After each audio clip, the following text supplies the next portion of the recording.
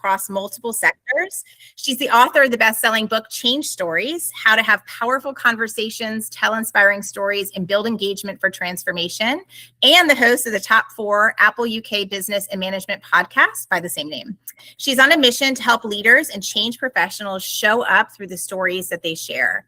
With a PhD in organizational change and storytelling and a reputation for sparking honest, practical conversations, Susanne brings both experience and empathy to the table. Her work is rooted in helping people find the clarity, confidence, and language to lead in moments that matter.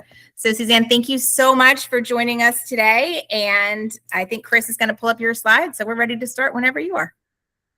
Brilliant, thank you. And hello, everyone. I'm really excited to be here. It is late in the UK, but I'm absolutely buzzing to be talking to you this afternoon for you, this evening for me.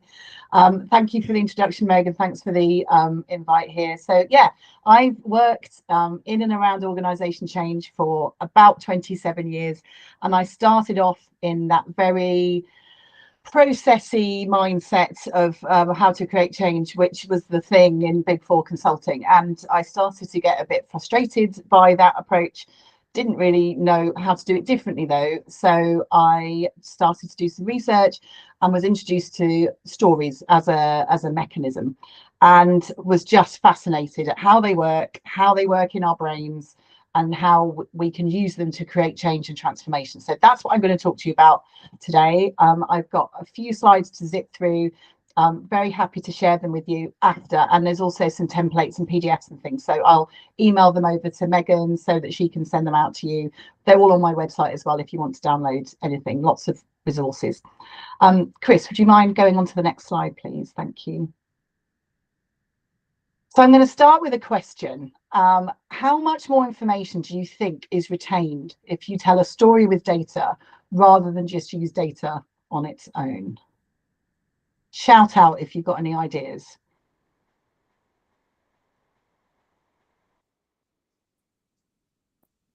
I'm going to go 85%. 85% more. Thank you, Sarah. Higher or lower than 85%? I would say around 90. Okay. So pretty high. Now, this is where perhaps my data storytelling isn't as good as it should be, because it depends on which study you use. The one I like to use is the one that was done at Stanford, where the same data was presented by in a presentation which was story-led and a presentation that was data-led.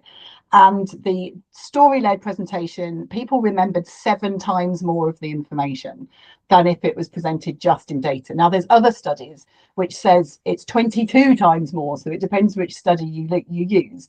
But whichever number, I think that's pretty good odds, really, for why story is important. We remember it, we engage with it. I'll talk a bit more about why that is later.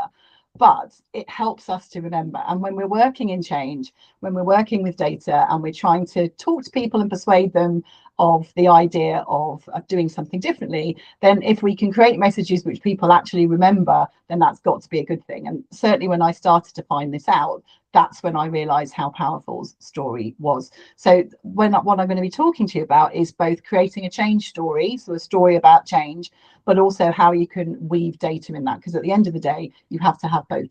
One cannot exist without the other. So I'll talk a bit more about that in a second. Next slide, please, Chris. So I've got a nice little video to show you now. There's no sound, so don't worry if you can't hear anything. This is something called the Hydra and Simmel experiment. Some of you may have seen it before. This is from the 1940s, so it's very basic, but it's a really interesting thing to watch and then think about what is in your mind when you're watching it. So it takes a minute or so to watch, then I'll ask you afterwards what was in your head when you were watching it. Could you just press the play? It should work. There we go.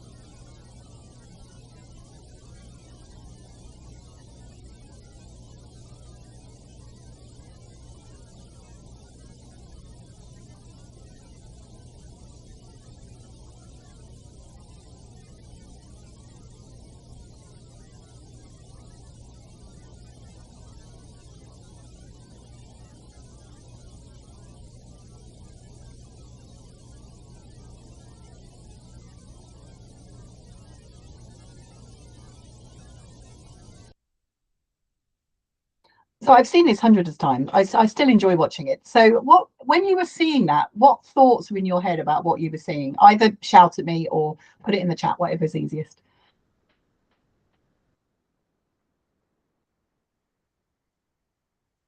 Has anyone seen that before? No. Okay. So what were you thinking about? Did you find that you were making up a story of some sort in your head? I'm just looking in the chat. Yes. Thank you, Alex. So most people, when they watch this, they will come up with some kind of story. It's a chase, it's bullying, it's someone, yeah, thank you, Jen. That's what a lot of people say. It's a house being destroyed, it's family dynamics.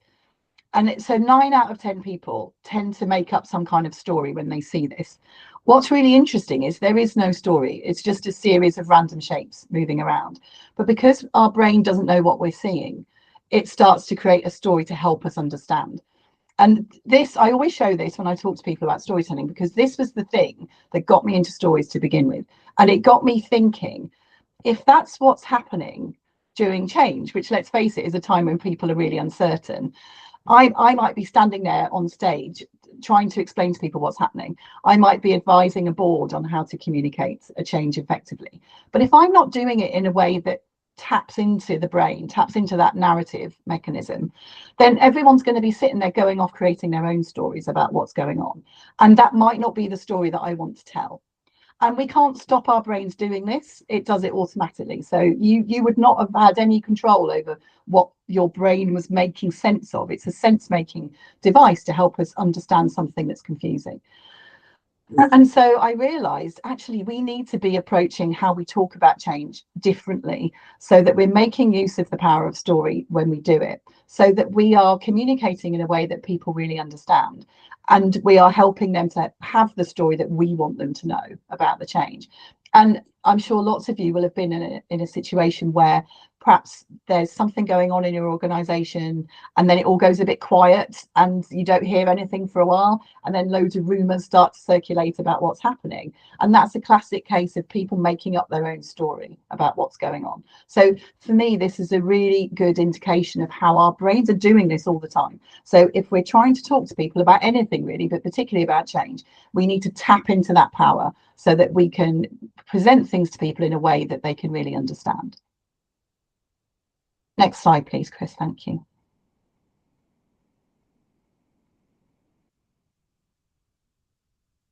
So when we talk about story, there's a number of components, and this is for any story. So if you think about any films, books you've enjoyed, they will all have this type of component. So first of all, they're always set in a time and a place.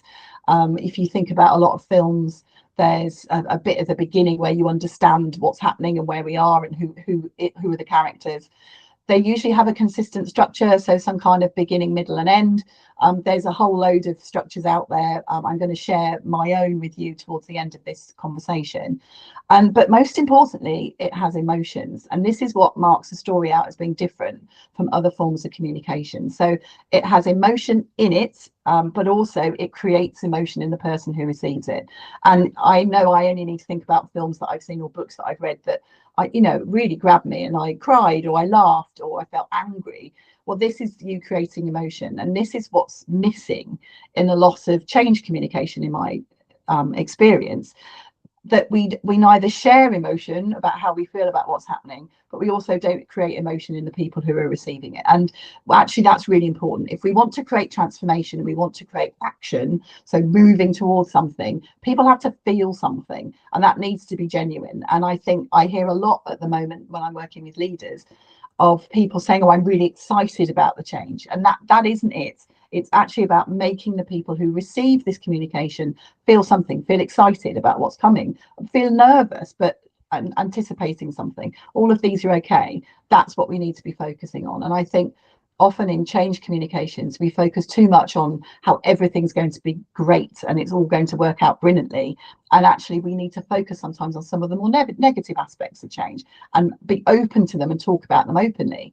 And then you get into this proper, emotionally open, open conversation. It's something that people find really difficult. I think leaders shy away from it sometimes, but it's certainly, when I work with them, it's something that I really work with them and encourage them to do. It's nothing to be afraid of. It's something that should be welcomed. Thanks, Chris. So the reason why stories are so sticky and why we remember them is because when we hear a story or we engage with a story, multiple parts of our brain light up, and no other forms of communication do this. So this is why we retain information from stories so well. Firstly, our sensory cortex reacts to descriptions. So we can be reading or watching a story and we feel as though we were there, and our brain reacts in the same way as though this is happening to us. Our limbic system, which is how we process emotional content, that also activates, which means we connect with people and their struggles. So this emotional side of things is activated in stories. There's a mirror neuron system where our brain function mirrors what's going on in the brain of the person who's telling the story. Again, you don't get this in any other form of communication. And finally, the dopamine system is activated, hence the chocolate cake, when we have that satisfying arc of a story. So that beginning, middle, of an end, it starts well, then there might be something that goes wrong, and then it's resolved. If you think of lots of stories, that's what happens. And again, this all reinforces engagement and retention, and this explains why stories are so sticky. We remember them because our brain is working very hard, but also very effectively to process them. It's not simply we just hear it and then it's gone. Our brain is operating on multiple levels. Thanks, Chris. So why do we need to combine stories with data? Well, most corporate stories have a data element. A colleague of mine said recently that a story without data is a hunch, and I think that's actually quite a nice way of putting it. So we can create beautiful stories about things that are going on in organizations, but actually if we're trying to create change, we probably do need to have some data to back it up. So if we're introducing a new strategy or a new product, or we're changing ways of working, we do need to be explaining to people why that's happening. So there's an element of data that's needed. So we can use data to really craft a compelling narrative. We can use really lovely data visualizations and interactive features to engage people with this data, and I'll talk a bit more about that later. But a data story is a really powerful tool for conveying complex information in a way that people can understand. But what's really important is selecting the right data and then weaving them into a story. And it has to be that way around. So you have to look at the data and then create the story that the data is telling you, rather than trying to shoehorn the data into a story that you want to tell. I do a lot of work with organizations around data storytelling in particular. So this is the program I do is actually a day long. So this is a really short run through of how it works. But I thought I'd share with you a few kind of lessons learned and things that I've learned over the years with data storytelling. But it's a really important part of creating change, because you need to be able to back up what it is that you're trying to present to people and explain to them about what's happening. And these images here are examples of data visualizations that have been used, which are really effective. There's lots of different ways you can do it. I'm not going to focus too much on data visualization today because it's a massive topic. There's some really great books out there and resources which I'll refer to, but it is really important to think about how you present the data in a way that people can engage with. Thanks, Chris. So if we want to create a really compelling data story, there's a number of things that we need to include. First of all, we have to set the context. So we need to understand who is our audience? What do they know? What do they need to know?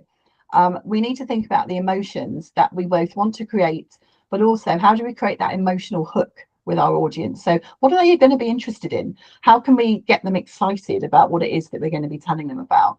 Then we can think about story structure and content. As I say, I've got a template that I'm going to share with you towards the end. Then we can think about data visualization and how we best want to present the information. And then finally, there has to be a call to action. So if you don't have the call to action, then it can fall into the that's interesting, so what type of communication. There has to be something at the end where we're asking people to do something, and that is different depending on your audience. So if you're presenting to a board, for example, and data stories are hugely important when we're presenting to boards, because their decisions have to be data led. They have to know what we're asking. What is it that we're asking them to do? Is it a decision? Is it to discuss this further? We need to be able to tell them. So those are the elements of a compelling data story that need to think about. We'll now go through each of them one at a time. So first of all, we'll look at context. Thank you, Chris.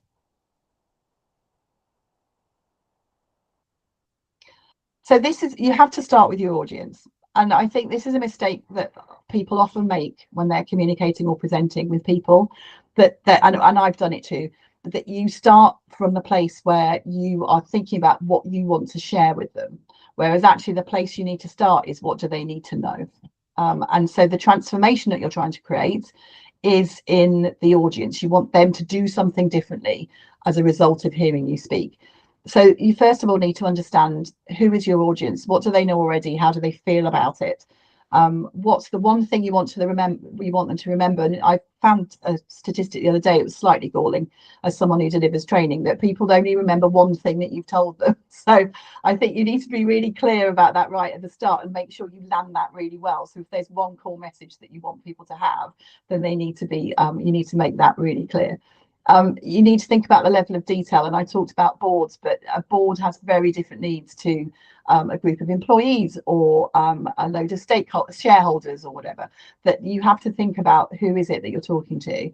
And then you also need to think about resistance. And I'm not always a fan of thinking about change resistance, because I like to think of resistance as super engagement rather than resistance. So I think it's, if someone's asking lots of questions about what it is that you're talking about, it could just be that you're not communicating it in a way that they can understand. You know, we shouldn't be looking at this as resistance, but we do need to think about, you know, will people have a view on this already? And I'm sure we've all got experience of working on transformations and change programs where you come into an organization and there's a whole load of history there that you have to deal with, which makes people feel a certain way about what's happening. I see this a lot in certainly technology-led transformations, and you have to kind of understand that and get over it before you can then start creating the change that you want to create.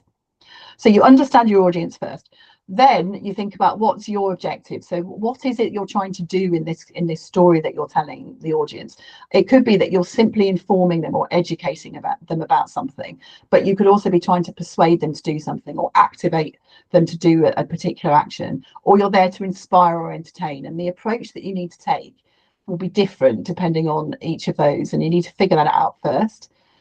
And then you think about what your ideal outcome is. So what do you want people to think, feel and do after they've heard this story? Do you want them to start doing something differently? Are you trying to persuade them to have a different view of the world or of the organization? And this is where you have to start. So before you put pen to paper and create anything at all in any storytelling, this is what you have to do first. So a bit of thinking first of all. And by doing that, you'll then be able to understand their emotional hooks as well. So if you understand your audience, you'll understand then what they get really excited about, and you can use some of that to do that hook right at the beginning of your presentation or your story, so that they get really engaged in what it is you're talking about. So then you can start thinking about sharing data. So there's a variety of data stories. I've suggested 5 here at the top, and you can look at the data that you've got. What story is the data telling you? And here are some examples of different stories you can tell. There's a great paper which I've put at the bottom there, which if you're interested in delving into the minutiae of data storytelling, it's very, very detailed. It's a Stanford paper, but it's really excellent. Another resource that's really good is Tableau, which I don't know whether any of you use Tableau, but they have some fantastic resources on different data stories. But these are the sort of typical stories that you'll see in the data. So you might look at a data point that changes over time, and that can be quite interesting, but also you often need to go down into another level of detail to figure out, well, why has that happened? So we can see that the data's changed over time, but we might want to understand more. Then you've got a piece of data that will connect with the audience in particular, which is this kind of drill down, zoom out. So you can drill down into the detail, but then zoom out into the bigger picture. You can compare and contrast between different pieces of data. You can look at how bits of data intersect and interact with each other. And you can also look at bits of data that stand out, so something that looks like a real outlier. So when you're looking at a whole set of data, these are the sorts of things that you can be looking at to see what story is it that you might be able to tell. So that's step 1 of this process. And then step 2, you can think about, how do you want the audience to engage with the data? How do you want to share it with them? This is a model which was put together by an organization called Gramina. I really like it, and thinking about the different levels of engagement that an audience might have with your data. So that the first level, expose, you would simply put a table of data in front of people.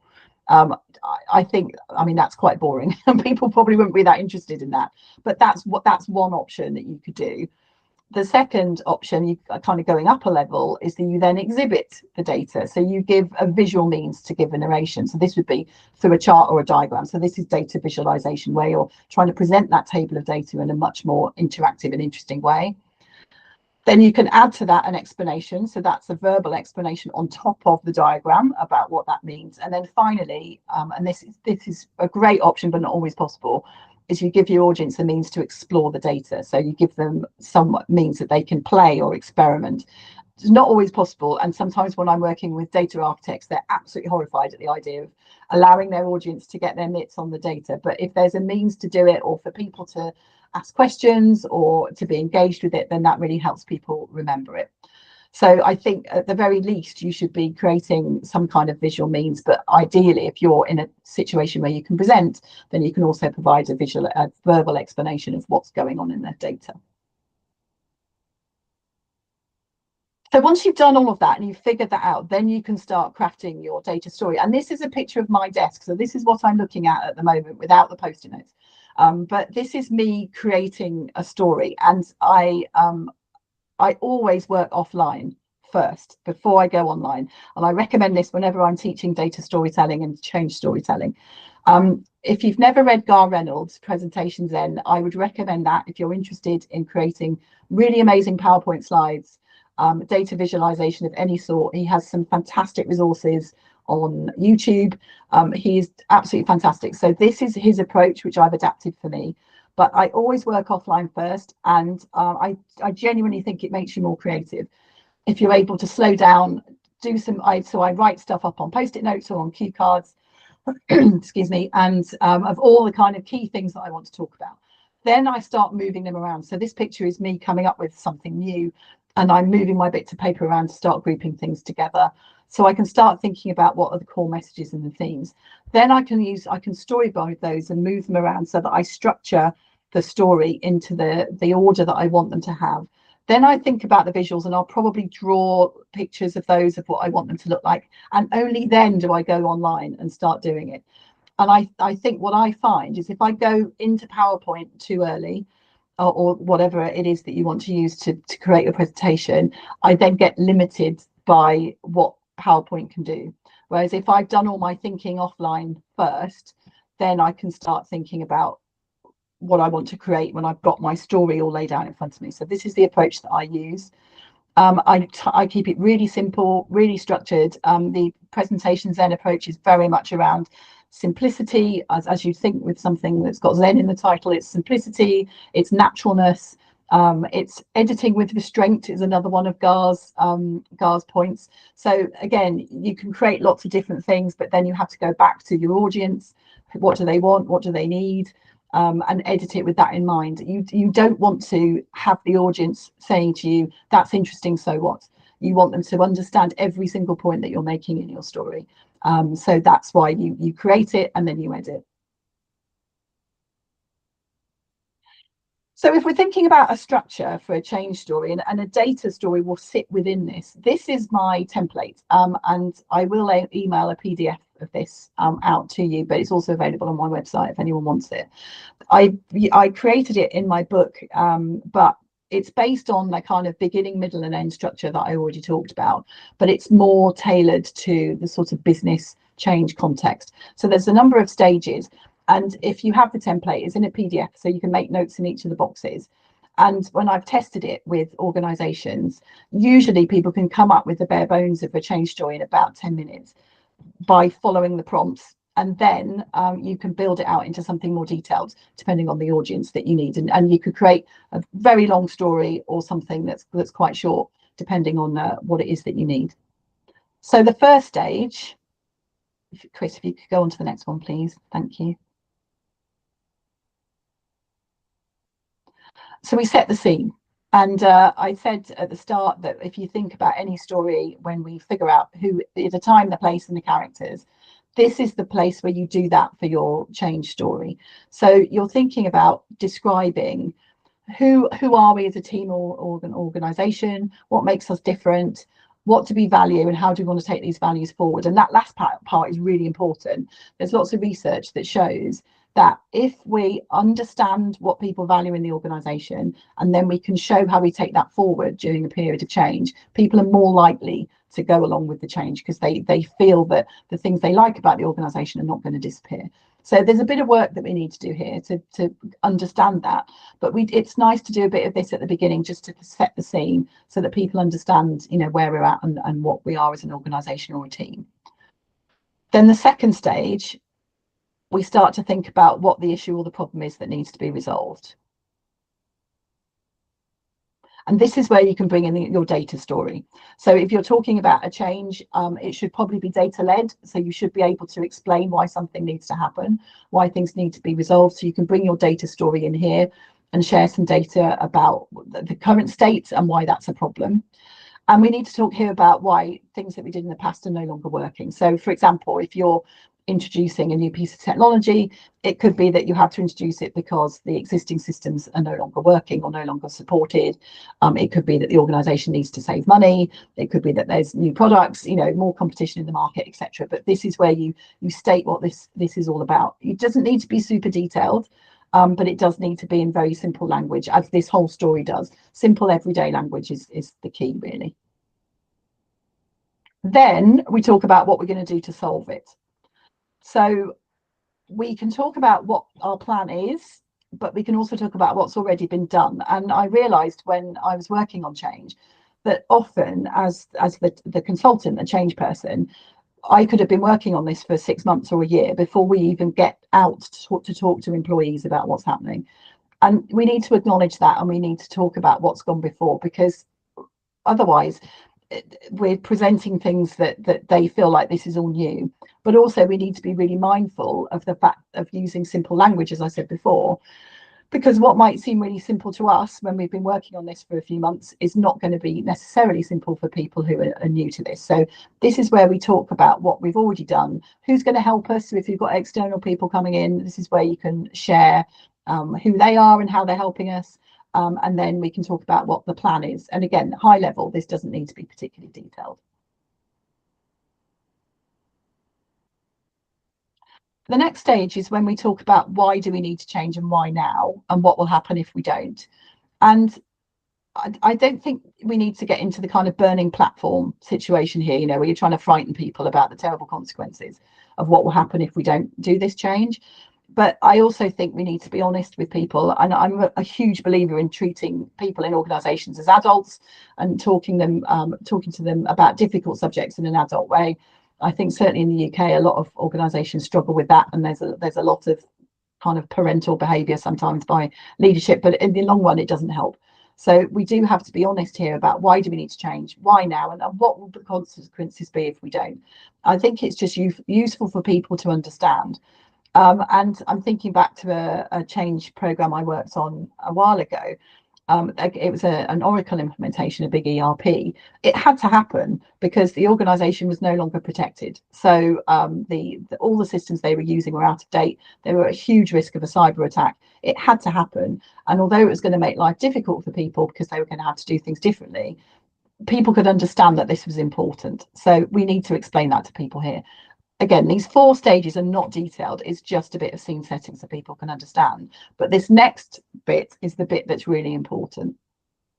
And this is, I think, what a lot of change stories, a lot of change communications forget. And this is where we describe really clearly what the future is going to be like. And this is in multi-sensory format. What's it going to look and feel like to work in this place when this new thing has happened? What are the priorities? How do they link together? What's in it for me? How's my life going to change? And also addressing what might be difficult. So what might people find hard about this, and how are we going to deal with it? And as an example, I worked with a client just after COVID, and they were completely changing their ways of working. So they were going from being office based to being much more remote, and people working for the day that they had. And they created a series of cartoons using avatars of real life employees to explain how things were going to change, and it landed really well, but it also created a lot of conversation. So there's some really creative ways you can do this, but it is that multi-sensory approach. And what I see happening in a lot of change communications is it's too focused on the project plan and what the project team are doing, rather than actually what is going to happen to people on the front line or to employees. So that's what we need to be focusing on, and having it very much from their perspective. What is it going to be like to work in this place when this new thing happens? So this is where you put most of the effort. And then the final stage is giving people a place to go for more information. So I talked about resistance earlier. Often it's because people don't have the information that they need. So we give them somewhere they can go. So it could be a website, it could be an intranet, it could be somewhere they can ask questions. But there will always be people who want more information than we're able to give in the time slot that we have. So let's give them somewhere to go. So we tell them that at the end. We also can tell them if there's things that they particularly need to do. And things that their team needs to do, we can signpost places for them to go for that.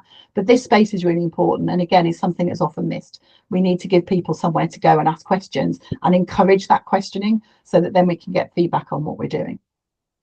So that's the template. Very whistle stop tour around it, but I'll make sure you all get a copy so that you can have a play with it. If you do want to know more, do reach out. I'm always talking about change and storytelling on LinkedIn. Take a look at my website. There's lots of free resources there. There's free training you can access, all sorts of things. So go and have a look. It's being redone at the moment, but it's still available. And I know we've got time for questions at the end, so I'm very happy to answer any questions about change, storytelling, data, or anything else. Yeah, awesome. I was trying to clap, not raise my hand, but that was awesome. Thank you, Dr. Evans. I took a ton of notes. I've been a writing teacher for 20 years, so I always love to hear about new ways to kind of think about writing. And Chris, who is doing all the tech stuff for us, also teaches with me, so I know Chris was thinking the same stuff. Let's just open it up for questions, and I have some questions. Chris, you can also feel free to jump in. I'm sure you have questions. I'm up already. Awesome. Yeah. So whoever wants to start first, go for it. Any questions for Dr. Evans? Yeah, Summer. Let me unmute myself. So I love this presentation. Thank you so much, Susanne, for this. This was very informative. I'm someone who studied Edmund Husserl, and if you know storytelling, then you probably know who that is as well, right? And so one of the things is, as you were, going along and you were, showing your structure and talking about how we can't do without the qualitative and the quantitative, essentially, right? How would that include bracketing in this? Like, how do you get the subjective story out of this and not include yourself? Because a lot of times that's hard to do when you're in a teaching situation and you want to do it to gain the most rich data. Yeah, I mean, it is really difficult. I think certainly in my work, I try not to create stories in isolation. So I will create something and then I will test it with people, because I think, as I said, what might seem simple to me or might reflect my worldview, I need to double check to make sure that actually it reflects what's needed, but also that people can understand it. I saw something recently that you can test your content by seeing kind of what education level you'd need to understand it. And I think that's really important, is, we cannot assume a level of knowledge in organizations about what goes on behind the scenes, because not everyone has that access. So it's about keeping it really simple. And the way that I can test that is actually showing it to someone who's perhaps outside of my team or outside of the team I'm working in, and just say, do you understand what this is about? And I think that's what's really important. But I also think an element of personality and personal story is important, particularly with leaders. I'm always encouraging leaders I work with to have that level of vulnerability and and kind of sharing of self. I think it's hugely important. So it's a balancing act, but I think it's the best stories are ones that are created collaboratively, I think. Yeah, thank you so much. I really appreciate that. And just like to piggyback on that, something that you said is about gathering the data, right? And I don't want to monopolize this whole time, but there's something, and I saw somebody wearing this, Megan, at one of our meetings. It was a device called Plod. And I don't know if you've heard about Plod. Suzanne, you're shaking your head. You've heard about Plod, right? Yeah. And so it's amazing. It's this little device. It's like a credit card. And some people wear it on their lapel or whatever, because there's a different shape and a smaller size device. Anyway, I made a template in Plod for our human room, Megan. And I collected so much data from that first human room about words, phrases, what was important to people. So this was a great little device to be able to gather that data too, which was wonderful. So I love that. I talk a lot about paying attention in organizations, and I think that's the key, because you don't know what matters to people unless you're really listening. But it's so much harder now because we're not together as much. You know, we're in this hybrid world. And yeah, it's massively important. That's how you understand what your stakeholders are talking about, by listening into their own storytelling. Thank you. Very cool. Right. Other questions for Dr. Evans?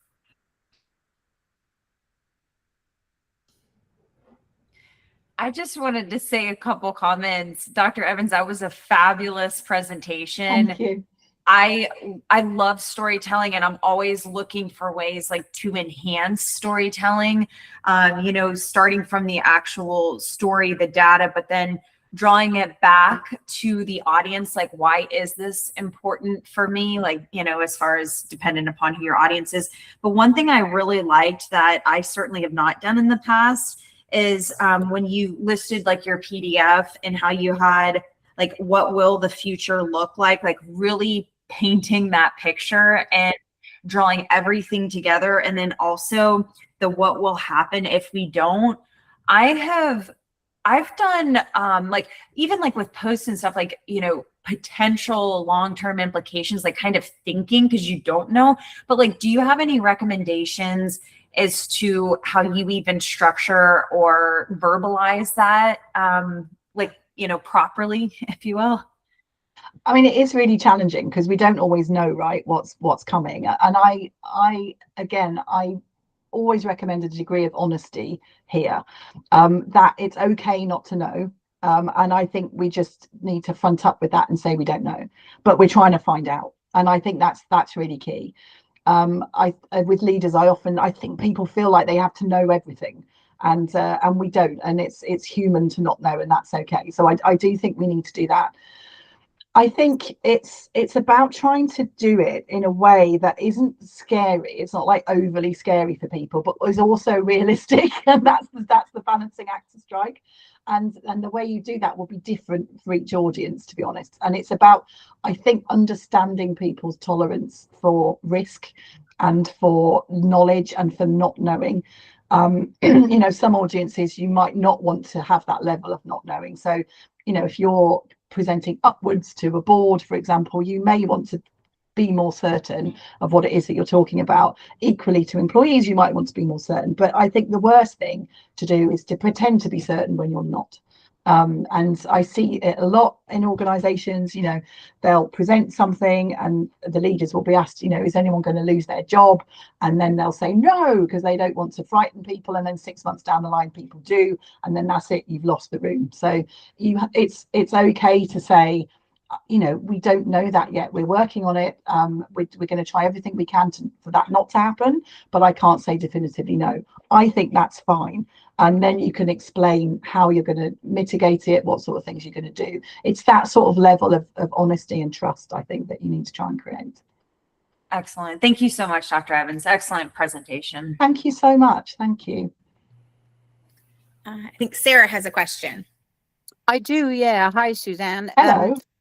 I'm really interested. I've done a lot of work recently on, or certainly researched the fact that AI tools are developing across all sectors. And I just happened to see a number of them. One that's interestingly called Harvey, which is obviously named after a certain gentleman from a famous law show, which has been developed now for law firms to use, which is going to pretty much do quite a lot of the sort of basic to medium level work in law firms. And I just wondered, do you use any AI tools to create stories? Are you still looking at it more from a personal point of view? And do you see any tools generating that would create the ability to write stories in far less time? I know you showed us the pictures of your sticky notes, but and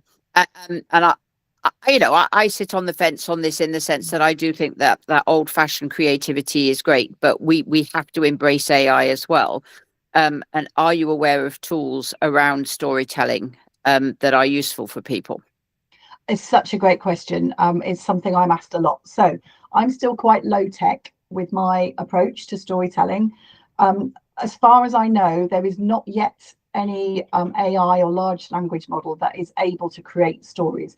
So when I use AI, I might use it to help me generate ideas for things I want to do. But in terms of, and I tend to use Copilot, there is not one that's out there yet that can create a story. You can feed like the works of Jane Austen into a large language model and ask it to churn out a chapter, and it will look and feel a bit like a Jane Austen chapter, but there'll be something about it that isn't quite right. And there was some work that was done recently by PwC, I think, where they presented stories or kind of content that had been created by AI to people, and there was just something about it that people didn't connect with. I think the quote I like from it is, "I don't want to read something that nobody wrote." And there's just something about it where we know it's not quite right. But I'm sure that will happen. I'm sure it will come. The issue, of course, is that all these AIs are based on logic, and the human brain is not logical. And we have a narrative brain, and it works in an irrational way. So it's hard for an AI to do that. But I'm sure at some point it will come. Professor Angus Fletcher at Ohio State University does some amazing work around this. He is the professor of story science there. So he has a foot in the science camp, but also the story kind of camp. He's written some really interesting books and papers about it. So if you want to see the kind of latest thinking, I definitely recommend you look up him. But yeah, at the moment, no, there isn't one, but I'm sure it will change. Yep. Thank you, Susanne. Thank you. I want to piggyback on that. And Chris, I have a feeling you might have a thought on this. So this is something Chris and I teach a lot of college essay writing to high school seniors, and the universities use AI to scan their essays, but they really encourage students not to use AI to write them, which is a huge, conundrum for students, as you can imagine. We argue with students that the lack of voice is not there in the storytelling. So the grammar is correct, but those nuances, those funky little things that students do that really make their writing strong is absent with AI. So I think, to your point, Susanne, I'm sure it will come, and I'm sure AI will catch up and start being able to mirror that. But that right now is the tell for me. If a student turns in a paper and it's perfect, but that lack of voice is there, I usually know that there's been some AI use. I did have one question, Susanne. I recently went to an addiction medicine conference, and I had a number of students presenting data. They had done studies with various professors, and it was all quantitative data. And when I said, do you ever use qualitative data to share the stories of the people that you're researching and the families you're working with, they looked at me like they had no idea what I was talking about. And I was curious. I went through a capstone program where qualitative data was encouraged, but I've noticed in the hard sciences, it's not as much. So we do have some engineers on here and some scientists. So in a world where stories aren't as welcome, how do you help those people kind of balance those both important means of telling stories or sharing? I mean, it's a really good question. And I do think, I see this. So my daughter's at university at the moment, and she's studying sciences, and they are really encouraged to tell stories in their work. And I see it a lot in the scientific community, that this idea of science storytelling is massively important. So we cannot just have like a story or no story, depending on what it is we're presenting. Our brains work the same. It doesn't matter what we're looking at. So if you're looking to make some research engaging or to make some scientific outcomes engaging, you have to build story in. And it's the same sort of structure, really, where you have that kind of flow through the sort of beginning, middle, and end. You still need to do it. And I think I'm seeing it more and more that it doesn't matter. I work with a lot of engineers, with lawyers, all those sorts of things. They have to be able to do this. And going back to your point about AI, I'm having very different conversations with leaders and organizations than I did a few years ago, because I think storytelling is the one thing as humans that we can do that makes us different and marks us out as being human. And I think leaders and in all professions are starting to realize that this is how I make myself stand out. This is how I make my content stand out against the AI slop that is being generated and is being created.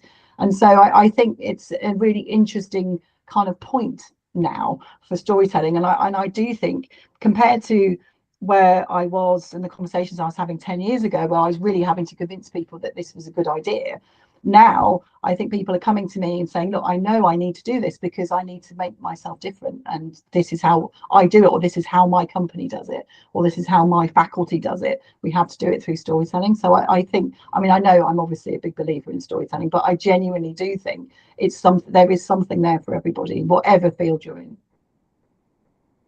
I agree too. I just wanted to hear you say that. Yes, I agree, 100%. Other questions? I think Summer has another question. Yeah, I just wanted to piggyback on what, Sarah said, you said, Megan, you said, Suzanne, about storytelling. So working in hospitals, and just even being a patient, we go in and what do? We fill out, the forms, name, data, giving all the, the qualitative data or quantitative data. And then we get behind the closed door. And what does the doctor ask? Yes. Or the PA? Tell me how you feel. Yes. Tell me what's going on. So this makes stories relevant because that's their subjective or lived experience. That's their phenomenology, right? So it's like that is so key to understanding not just the numbers, but the lived experience of those human beings. So I can imagine the stories not being valid or important. So I think you're absolutely right, Suzanne. We're getting more and more. Yeah, there might be a gap because people don't. And what I liked what you said too in your presentation is when you're presenting something, and I see it with AI too.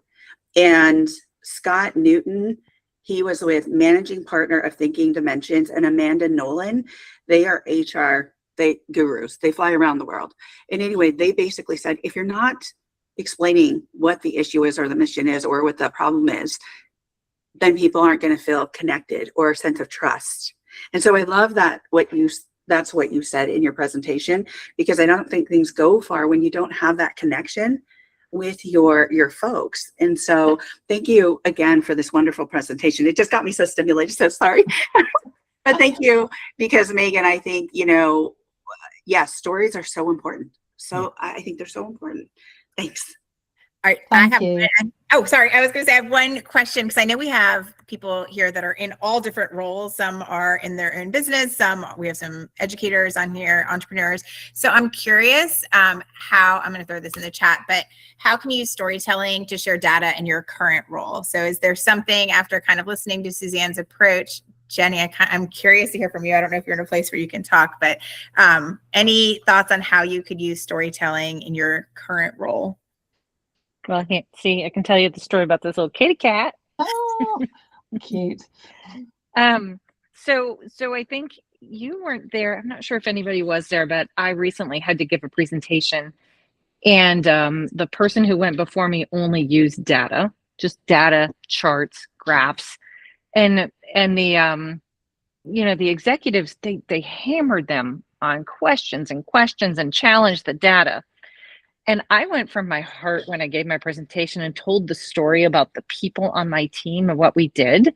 And when it was done, the two executives, one of them said, wow, I can really see how important this work is that you're doing. And the other one said, that was a fantastic presentation.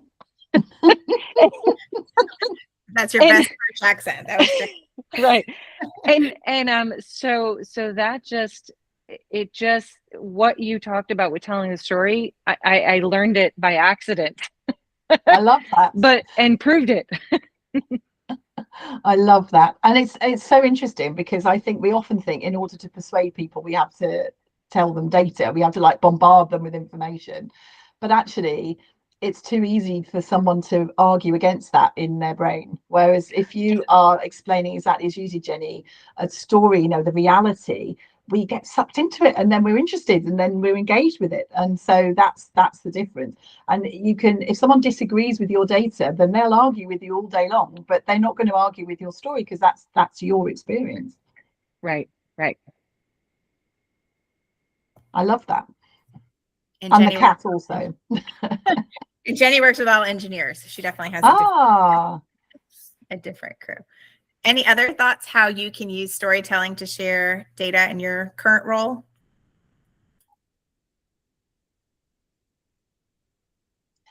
Summer, I was going to say in relation to your question, there's a field of medicine called narrative medicine. I don't know whether you've come across it.